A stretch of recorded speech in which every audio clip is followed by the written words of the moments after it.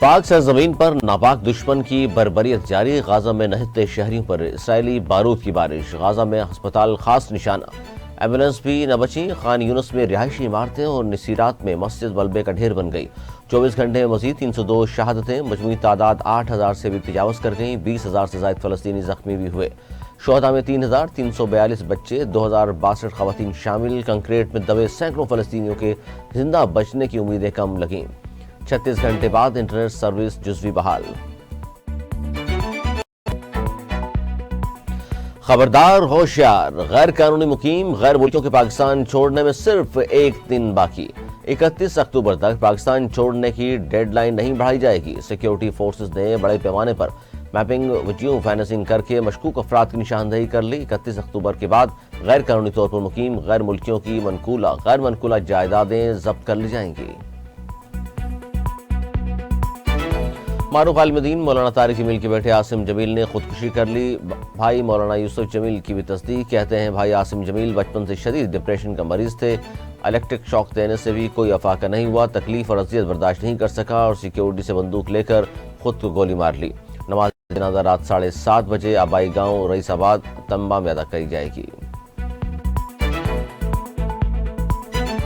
پی آئی اے کا flight operation جزوی طور پر بحالی کی طرف گامزن، اندرون اور بیرون ملک 22 پروازیں آپریٹ کی جا رہی ہیں۔ پی آئی اے ترجمان کے مطابق پی ایس او کو ایندھن فراہمی کے لیے فہرست جاری کر دی۔ انٹرنیشنل روٹس کی 15 اور ڈومیسٹک روٹس کی 7 پروازیں شیڈیول ہیں۔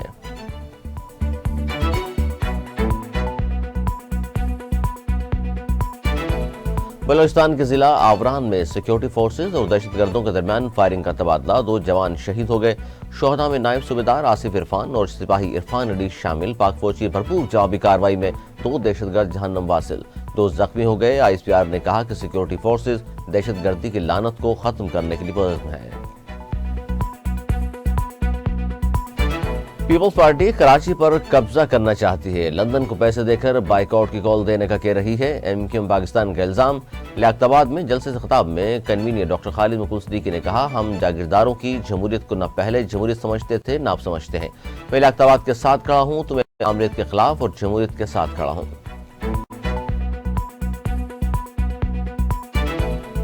بھارتی ریاست اتر پردیش میں 2 ٹرینوں میں تصادم، 13 افراد ہلاک، 50 زخمی ہو گئے، متعدد کی حالت تشویشناک۔ ریلوے حکام نے کہا ہے کہ حادثہ اس وقت پیش آئے جب ٹریک پر کھڑی سگنل کھلنے کا انتظار کرنے والی ٹرین سے دوسری ٹرین ٹکرا گئی۔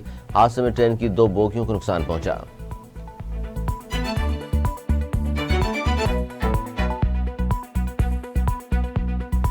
زکاشر نے ورلڈ کپ میں پلیئرز کی مایوس کن پرفارمنس کی وجہ لیگز کو قرار دے دیا۔ ایک انٹرویو میں کہا، گزشتہ چیئرمین نے کھلاڑیوں کو لیگز کھیلنے کے لیے عدم اعتراض سرٹیفکیٹ دیے تھے جس کی قیمت ایشیا کپ اور ورلڈ کپ میں چکا رہے ہیں۔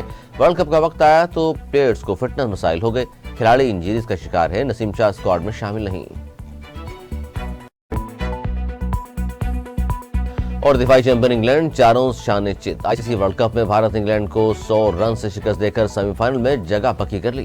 دفاعی چیمپئن انگلینڈ 230 رنز کے ہدف کے تعاقب میں بھارتی بالنگ کا مقابلہ نہیں کر سکی، 129 رنز پر ڈھیر ہو گئی۔